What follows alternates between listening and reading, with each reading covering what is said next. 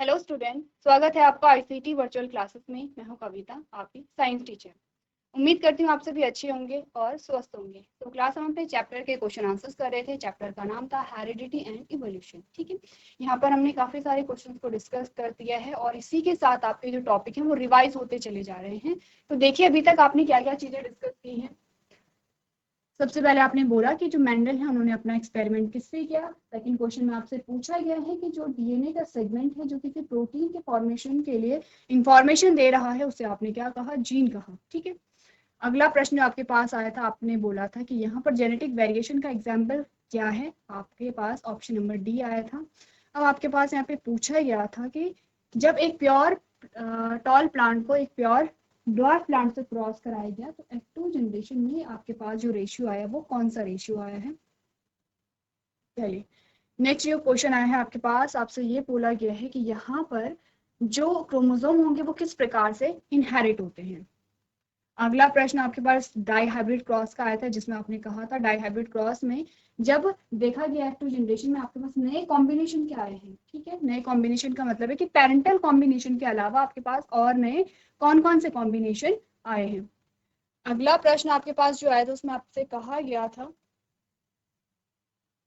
एक जाइगोट है, जाइगोट में एक्स क्रोमोसोम उसके फादर से उसे रिसीव उसने किया है, तो वहां पर जो उसका डेवलपमेंट होगा वो कैसे होगा, बॉय होगा या गर्ल होगा। आपने कहा अगर फादर एक्स क्रोमोसोम, यहाँ पर फादर का एक्स क्रोमोसोम यूज हो रहा है तो यहाँ पर जो ऑफस्प्रिंग आपके पास आती है वो कैसे आएगी, आपने कहा गर्ल होगी। ठीक है, चलिए, तो आपके पास जो क्वेश्चन हम डिस्कस कर रहे थे वो जो क्वेश्चन था एक बार पढ़ लेते हैं। आपने कहा from the list given below select the character which can be acquired but not inherited. सबसे पहले तो आपको दो शब्दों का मतलब समझना है, एक है एक्वायर्ड और एक है आपका क्या, इनहेरिटेड। ठीक है, और एक होता है नेचुरल। एक्वायर्ड होता है, एक्वायर्ड का मतलब क्या होता है, अर्जित होता है। ठीक है, इनहेरिट का मतलब होता है कि वो एक जनरेशन से दूसरी जनरेशन में पास हो रहे हैं। तो हमने बोला कि दो कैरेक्टर होते हैं। जब भी आप न्यू बॉर्न को देखते हो उसके दो कैरेक्टर होते हैं। एक होता है कि जो उसकी क्या होते हैं, इनबॉर्न कैरेक्टर होते हैं। ठीक है, वहां पर इनबॉर्न कैरेक्टर का मतलब क्या है कि वो कैरेक्टर उसके जन्म से पहले से ही उसमें क्या थे, शामिल थे। एक होता है एक्वायर्ड यानी कि अर्जित लक्षण। ठीक है, अब आपने बोला जो इनबॉर्न थे, जो जन्म से जो कैरेक्टर होते हैं, जैसे कि आपने बोला कि जो बॉडी का स्ट्रक्चर है वो जन्म से ही था, ऐसा तो नहीं है कि क्या हुआ जैसे जैसे डेवलपमेंट हुआ जो बेबी की बॉडी है वो क्या होगी, ग्रो होगी और उसमें क्या होंगे, डेवलपमेंट होंगे। आपने बोला जो ब्लड है, जो रक्त है, तो जो ब्लड है वहां पर जो न्यू बॉर्न बेबी है उसमें ऑलरेडी पहले से ब्लड होता है। ठीक है, क्लियर है इतनी बात। तो ये सारी जो कैरेक्टर होते हैं जो कि क्या है, इनबॉर्न है, जन्म से हैं, उसे आप क्या कहते हैं, यहाँ पर जन्मजात लक्षण कहते हैं। ठीक है, जन्मजात लक्षण का मतलब क्या होगा कि ये जो कैरेक्टर हैं वो उसे जन्म से मिले हुए हैं और उससे क्या मिले हुए हैं, अपने पेरेंट्स से मिले हुए हैं। अगर हम एक्वायर्ड कैरेक्टर की बात करें, अगर आप एक्वायर्ड कैरेक्टर की बात करते हैं तो आपने कहा एक्वायर्ड कैरेक्टर क्या होंगे, अर्जित लक्षण होते हैं। अर्जित लक्षणों में आपने क्या बोला, आपने बोला कि वो लक्षण जो कि जैसे जैसे क्या होगा, जो न्यू बॉर्न है, जो नवजात है, जैसे जैसे उसमें डेवलपमेंट होगा, जैसे जैसे वो ग्रो करेगा वैसे वैसे वो नई चीजों को सीखता चला जाएगा। जैसे कि उसने बोला कि वो चलना सीखेगा, वो बोलना सीखेगा, वो पहचानना सीखेगा। ठीक है, बहुत सारी नई नई चीजें वो क्या करता है वहां पे, सीखता है, एक्वायर्ड करता है। ठीक है, उसे आप एक्वायर कहते हैं। अब होता है इनहेरिट का मतलब क्या है, इनहेरिट का मतलब होता है कि जो कैरेक्टर है वो एक जनरेशन से दूसरी जनरेशन में पास हो रहे हैं। जैसे कि आपने क्या बात की, आपने बोला यहाँ पर कोई भी एग्जांपल ले लीजिए, आपने कहा आई कलर,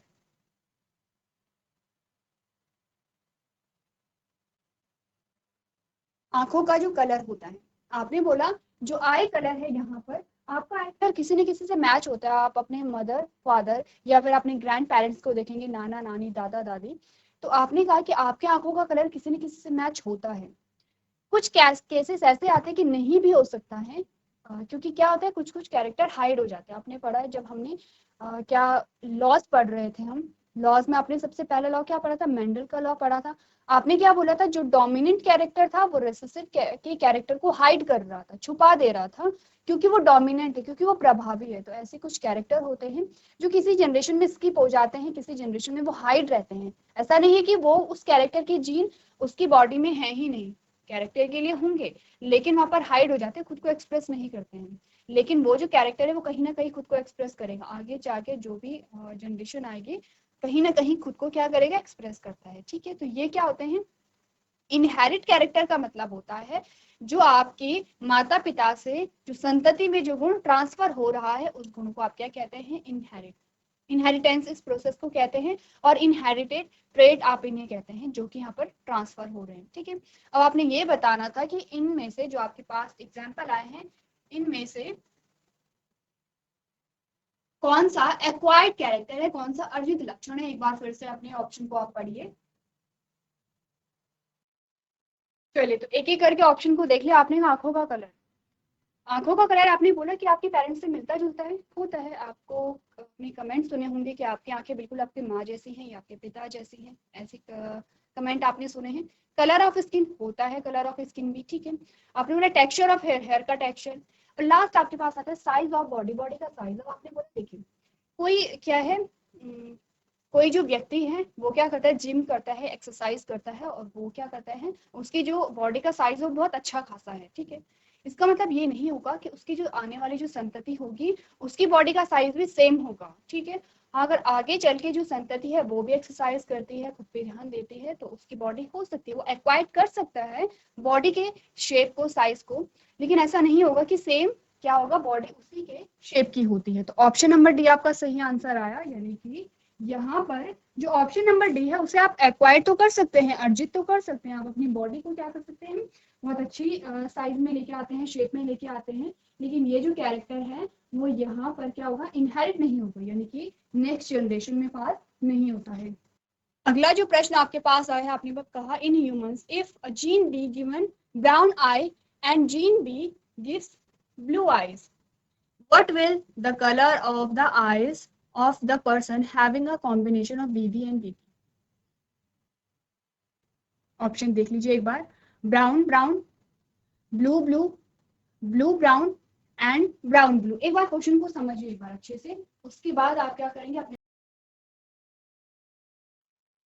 चलिए तो क्वेश्चन को समझ ले एक बार कि आपसे क्वेश्चन क्या पूछ रहा है। सबसे पहले तो आपने बोला आपके पास क्या आते हैं, जीन।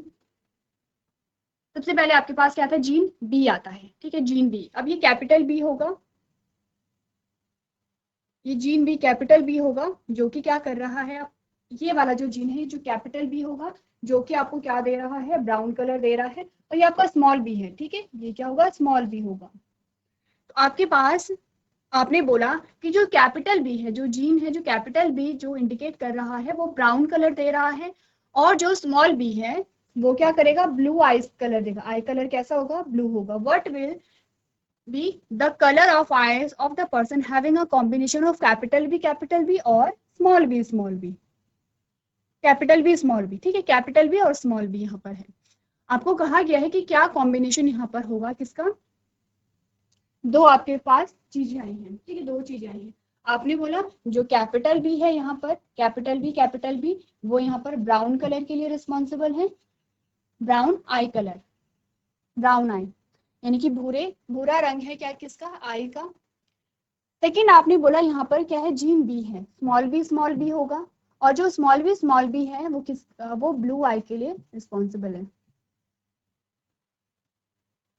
ब्लू आई के लिए क्या होगा, रिस्पॉन्सिबल होगा। ठीक है, अब आपने बोला कि आपके पास कौन से कॉम्बिनेशन, अगर आपके पास दो कॉम्बिनेशन आए, कौन से आए, एक तो कैपिटल बी आया और दूसरा कैपिटल बी स्मॉल बी आया। ठीक है, तो आपके पास यहाँ पर क्या कॉम्बिनेशन आएगा, यानी कि फीचर्स आपके पास क्या आएंगे। तो सबसे पहले तो ये समझिए, आपको कैपिटल बी और स्मॉल बी की बात की गई है, और हमने बोला है कि जो भी यहाँ पर कैपिटल लेटर में हम दिखाते हैं, जब हम मेंडल्स के लॉ की बात करते हैं, तो आपने बोला जो कैपिटल लेटर होता है वो क्या होता है, डोमिनेंट कैरेक्टर को दिखाता है। इसका मतलब क्या हुआ, अगर कैपिटल बी, अगर आपका कैपिटल बी हेटेरोजाइगस कंडीशन में भी है तो क्या करेगा, अपने कैरेक्टर को फुली एक्सप्रेस करेगा और दूसरे की पेरेंट के कैरेक्टर को हाइड कर देता है। तो आपने बोला सिर्फ एक कैपिटल बी भी अगर आ गया है तो आपका क्या आएगा, ब्राउन कलर आएगा। तो ऑप्शन क्या क्या थे, ब्राउन ब्राउन, या ब्लू ब्लू, या ब्लू ब्राउन, या ब्राउन ब्लू। अब आपने बोला क्योंकि ब्राउन कलर का जो जीन है वो डोमिनेंट है यहाँ पर, तो कंडीशन कोई भी आए, अगर कैपिटल भी प्रेजेंट है, आपने बोला यहाँ पे कैपिटल भी प्रेजेंट है, यहाँ पर कैपिटल भी प्रेजेंट है,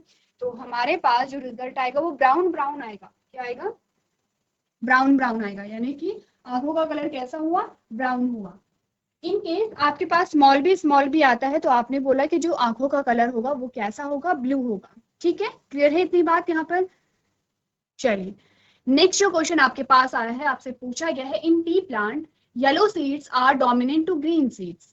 ठीक है, अब क्वेश्चन सेम है, क्वेश्चन आपके रिपीट हो रहे हैं, बस लैंग्वेज चेंज की गई है क्वेश्चन की। आपने बोला जो यहाँ पर मटर का पौधा है yellow seeds are dominant, seed का कलर कैसा था, येलो था। जो डोमिनेंट था, किस पर डोमिनेंट था, आपने बोला ग्रीन कलर पर, ये आपका क्या है, ग्रीन कलर है। If a heterozygous yellow seed plant is crossed with a green seeded plant, what ratio of yellow and green seeded plant would you expect in F1 generation? अब आपको सिर्फ question को समझना है, आप क्वेश्चन आपका जो सॉल्व है उसे खुद कर सकते हैं। तो एक बार आप क्वेश्चन को अच्छे से पढ़िए। चलिए, तो आपने क्वेश्चन को पढ़ लिया होगा। क्या कहा जा रहा है क्वेश्चन में, आपको कहा जा रहा है कि जो एक क्या है, पी प्लांट है, मटर का पौधा था, उसमें क्या थे, येलो कलर था बीजों का। बीजों का कलर कैसा था, येलो कलर था। ठीक है, तो उन्होंने कहा कि एक तो येलो कलर था बीजों का और एक कैसा था, ग्रीन कलर था, हरा कलर था। तो ये आपके पास क्या आया है, ग्रीन सीड्स, यानी कि हरे बीज। ठीक है, और ये आपके पास आए हैं येलो सीड, यानी कि पीले बीज। ठीक है, और आपने बोला जो येलो सीड है वो आपके डोमिनेंट है, इसीलिए हमने कैपिटल लेटर में दिखा रखा है। और जो आपके पास ग्रीन सीड आते हैं वो कैसे हैं, रेसेसिव है, इसीलिए आपने स्मॉल लेटर में दिखा रखा है। और ये चीज आपको बता रखी है। क्वेश्चन आपका कहाँ से शुरू होता है, यहाँ से आपका क्वेश्चन शुरू होता है। ठीक है, तो जैसा हमें क्वेश्चन ने बताया है वैसा ही हम कर लें। यहाँ से आपका क्वेश्चन शुरू होता है, if heterozygous yellow seeded plant, क्या बोला गया है, आपने बोला कि हमने क्या लिया है, पीले बीजों वाला एक पौधा लिया है, लेकिन वो कैसा है, हेटेरोजाइगस। हेटेरोजाइगस का मतलब क्या होगा कि बीजों का कलर कैसा है, येलो है, लेकिन ये कैरेक्टर कैसा होगा, हेटेरोजाइगस होगा, होमोजाइगस नहीं है। हेटेरोजाइगस का मतलब है कि जीन के जो दोनों एलील हैं वो डिफरेंट ट्रेट के लिए रिस्पॉन्सिबल है, क्योंकि कैपिटल वाई येलो को बताएगा और स्मॉल वाई ग्रीन कलर को बताएगा, लेकिन आपके पास कैरेक्टर जो आएगा वो येलो ही आएगा, क्योंकि क्या है, येलो क्या है यहाँ पे, डोमिनेंट है। तो आपने बोला if heterozygous yellow seeded plant is crossed with a green seeded plant, आपने क्या क्रॉस कराया है, ग्रीन सीडेड प्लांट को। अब आप कहेंगे कि इन्होंने सिर्फ क्या लिखा है कि हमने एक हेटेरोजाइगस, यानी कि हेटेरोजाइगस येलो सीड वाले पौधे को हमने ग्रीन सीड वाले पौधे के साथ क्रॉस करा दिया है। तो जब हम पीले बीज वाला पौधा ले रहे थे तब तो हमें बताया था कि हेटेरोजाइगस है, लेकिन जब हम हरे बीज वाले पौधे को ले रहे थे तो इन्होंने हमें नहीं बताया कि होमोजाइगस होगा या हेटेरोजाइगस होगा। तो हम कैसे पता करें कि हमने कैसे लिखा यहाँ पे कि होमोजाइगस ग्रीन है, क्योंकि हमने बोला था जो रेसेसिव प्लांट होगा, जो अप्रभावी जनक होगा, वो अपने कैरेक्टर को तभी शो करेगा जब वो होमोजाइगस कंडीशन में होगा। तो क्योंकि यहाँ पर ग्रीन आपका कलर दिखा रखा है, तो ग्रीन कलर कब आता है, क्योंकि ग्रीन कलर कैसा है, हरा कलर कैसा है, आपने कहा रेसेसिव है, अप्रभावी है, और हरा कलर तभी आएगा जब ये होमोजाइगस कंडीशन में होगा। तो ये अंडरस्टूड है। ठीक है, ऐसा नहीं है कि आपको अलग से बोलना पड़ेगा या अलग से लिखना पड़ेगा, ये अंडरस्टूड है कि अगर ग्रीन कलर लिखा है, क्योंकि ग्रीन कलर रेसेसिव है, अप्रभावी है, तो इसका मतलब क्या होगा, होमोजाइगस कंडीशन में ही होगा। अब आपको ये कंडीशन दी गई है और बोला गया है कि what ratio of yellow and green seeded plant would you expect in F1 generation. तो जब आपने इनका क्रॉस कराया तो F1 जनरेशन में आपको क्या रेशियो मिला। ठीक है, जो आपको क्या दिए गए हैं, यहाँ पर ऑप्शन भी दिए गए हैं। तो आपने क्या बोला, ये पेरेंट आए आपके पास, अब आप क्या बनेंगे, गैमीट बनाएंगे, कैपिटल वाई और स्मॉल वाई। यहाँ पर भी आपने गैमीट बनाए, स्मॉल वाई और स्मॉल वाई। ठीक है, ये आपके क्या है, गैमीट है। और अब आपके F1 जनरेशन में आपने क्या कहा, ये आया आपका capital Y small Y, capital Y small Y, small Y small Y, small Y small Y. चलिए, अब रिजल्ट आप लिख लें। आपने बोला पहली आपके पास जो संतति आई वो येलो सीड वाली थी, दूसरी भी आपके पास येलो सीड वाली थी, तीसरी आपके पास ग्रीन सीड वाली थी।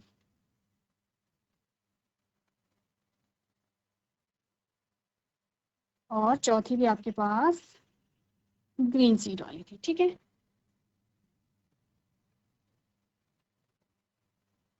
क्या देखा आपने, टोटल आपके पास कितनी संतति आई है, 4 संतति आई है, चारों में से आपके पास 2 येलो आए हैं और 2 ग्रीन आए हैं, तो क्या रेशियो होगा, 9:1 होगा, 3:1 होगा, 1:3 होगा, या 50:50 होगा। आपने कहा कि 50-50 के रेशियो में आपके पास रिजल्ट आए हैं, ऑप्शन नंबर डी सही होगा आपका, बिल्कुल ऑप्शन नंबर डी आपका क्या होगा, बिल्कुल करेक्ट होगा। तो चलिए आप यहाँ पर अपने आंसर को टिक कीजिए। देखिए यहाँ पर होता क्या, अगर आपको कॉन्सेप्ट पता है तो क्वेश्चन कैसे भी आए आप इजीली कर सकते हैं, ठीक है। बस आपको लॉस को समझना है, क्रॉस कैसे कराएंगे आपको ये समझना है।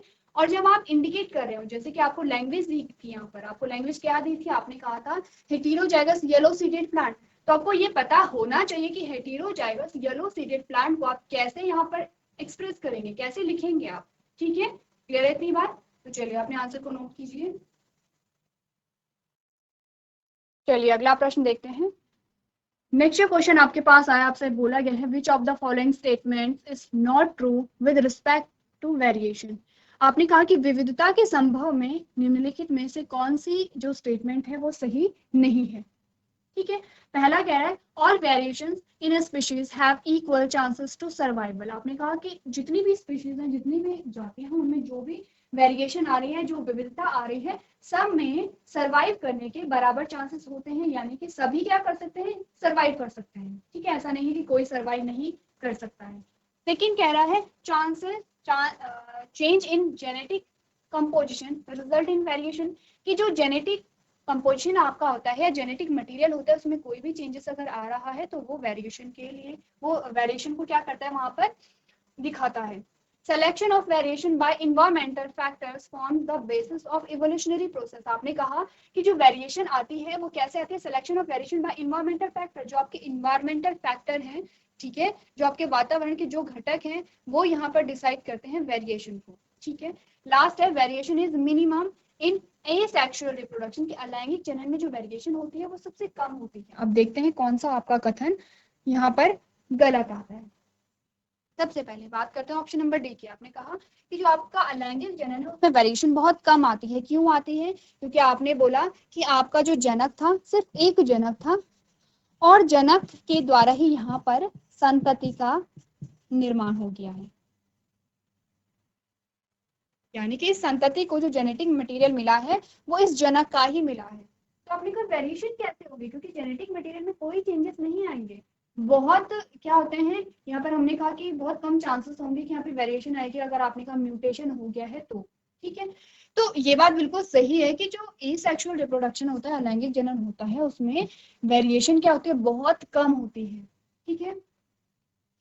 ऑप्शन नंबर सी कह रहा है selection of variation bye environmental factors forms the basis of evolutionary process.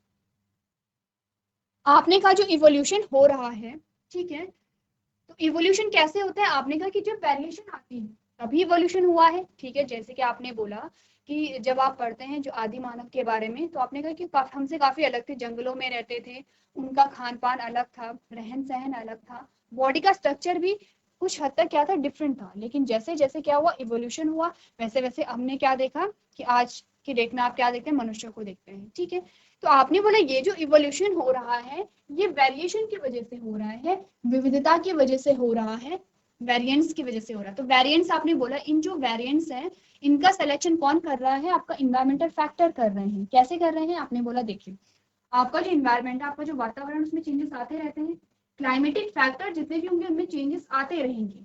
अब आपने कहा कि उनके अकॉर्डिंग, उन चेंजेस, उन परिवर्तनों के आधार पर अगर किसी ने खुद को ढाल लिया है तो वो क्या करेगा, वहां पे सर्वाइव कर जाएगा। अगर कोई सर्वाइव नहीं कर पा रहा है तो क्या होगा, वो नष्ट हो जाता है। तो क्या हुआ, जो आपके एनवायरमेंटल फैक्टर है वो सिलेक्शन कर रहा है कि कौन ज्यादा स्ट्रांग होगा, ठीक है। जो जितना स्ट्रांग होगा वो खुद को क्या करेगा, उन सिचुएशन के अकॉर्डिंग ढाल देगा। तो जितना स्ट्रांग होगा वो सर्वाइव कर पा रहा है, जो स्ट्रांग नहीं होगा वो वहां पर नष्ट हो जा रहा है। सही बात है कि आपके जो एनवायरमेंटल फैक्टर है वो सिलेक्शन कर रहे हैं कि यहाँ पर कौन सर्वाइव होने लायक है और कौन नहीं है। नेक्स्ट आपने बोला change in genetic composition result in variation. आपने कहा कि आपके वेरिएशन कैसे आ रहा है, ठीक है। आपने कहा कि चेंज क्यों आ रहे हैं, परिवर्तन क्यों आ रहे हैं, क्योंकि आपके जेनेटिक मटेरियल में अगर चेंजेस आए तो आपने कहा तभी तो वेरिएशन हो रहा है, ठीक है।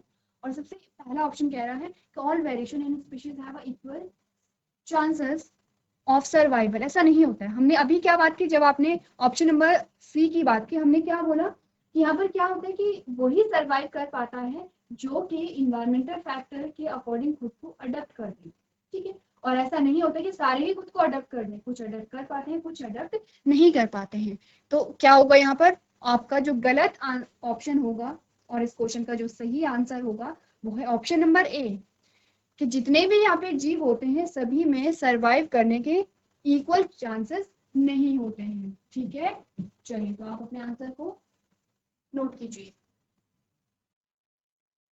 चलिए अगला प्रश्न देखते हैं। अगला जो प्रश्न आपसे पूछा गया है, how do Mendel's experiment shows that traits में बी डोमिनेंट और रिसेसिव। आपने बोला कि जो मेंडल का लॉ है वो आपको कैसे बताता है कि जो ट्रेड होते हैं वो प्रभावी और अप्रभावी हो सकते हैं। कैसे आपको पता चला, पढ़ लेते हैं।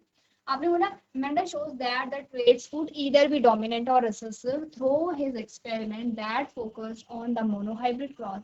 आपने बोला कि जब मेंडल ने एक संकर क्रॉस कराया, मोनोहाइब्रिड क्रॉस कराया, तो उसके द्वारा उन्होंने बताया कि यहाँ पे जो ट्रेट होते हैं वो प्रभावी और अप्रभावी हो सकते हैं। इसका मतलब होता है कि एक ऐसा होगा कि जो अपने गुणों को पूरा एक्सप्रेस करेगा और जो दूसरा जनक है उसके कैरेक्टर को हाइड करेगा, ठीक है।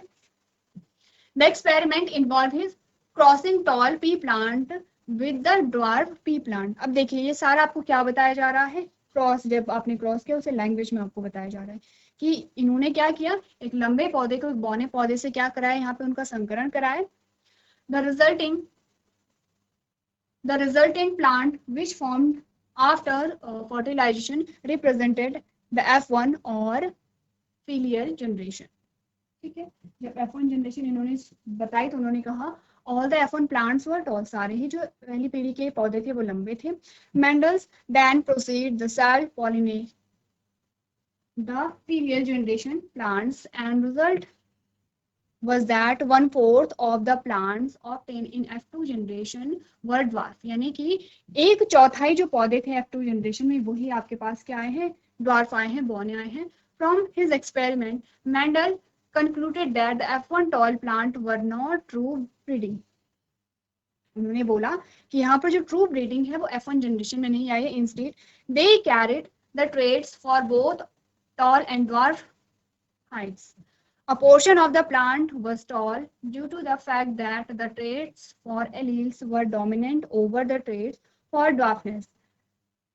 Semen, the notion that traits can be either be dominant or recessive। अब देखिए सारी चीजें यहाँ पर जो भी आपको बताया गया है वो क्या बताया गया है, जो आपने लॉ ऑफ डोमिनेंस में पढ़ा, आपने क्रॉस किया, वो उसी चीज को आपको लैंग्वेज में बता दिया गया है, ठीक है। इसलिए बहुत ज्यादा डिटेल में नहीं जाएंगे। तो आपने क्या पढ़ा, आपने कहा मेंडल ने मोनोहाइब्रिड क्रॉस पर क्रेनली अपने प्रयोगों के माध्यम से दिखाई कि लक्षण या तो प्रभावी या अप्रभावी हो सकते हैं। प्रयोग में उन्होंने लंबे यानी कि कैपिटल टी और बौने पौधे यानी कि स्मॉल टी के पौधों के साथ क्या किया था, उन्होंने क्रॉस करवाया था। निषेचन के बाद बनने वाले परिणामी पौधे F1 या फीलियल पीढ़ी का प्रतिनिधित्व करते हैं। सभी F1 पौधे कैसे थे, लंबे थे। पहली पीढ़ी कैसी थी, सभी लंबे थे। फिर मेंडल ने फीलियल पीढ़ी के पौधों को स्वपरागण करना शुरू कर दिया और इसका परिणाम यह हुआ कि F2 पीढ़ी में प्राप्त पौधे 1/4 बौने थे। इस प्रयोग से मेंडल ने निष्कर्ष निकाला कि F1 लंबे पौधे सच्चे प्रजनन वाले नहीं थे, यानी कि ट्रू ब्रीडिंग वहां पर नहीं हुई थी। इसके बजाय उन्होंने लंबे और बौनी ऊंचाई दोनों के लक्षण मौजूद थे। पौधे का एक हिस्सा इस तथ्य के कारण लंबा था कि लंबाई के लक्षण बौनेपन के लक्षणों पर हावी थे। इस धारणा को पुष्ट करता है कि लक्षण या तो प्रभावी या अप्रभावी हो सकते हैं। सिंपल सी चीजें आपको बस लॉज को क्या कर दिया है, लैंग्वेज बना करके आपसे क्वेश्चन पूछ दिया गया। चलिए, तो इतना क्लियर है। नेक्स्ट क्वेश्चन आपसे जो पूछा गया है, how do Mendel's experiment shows that traits are inherited independently. अब आपने बोला कि जो मेंडल्स का एक्सपेरिमेंट है वो कैसे बताता है कि जो कैरेक्टर है वो इंडिपेंडेंटली इनहेरिट करते हैं। तो इससे पहले आपको ये पता होना चाहिए किस लॉ से क्वेश्चन आए हैं।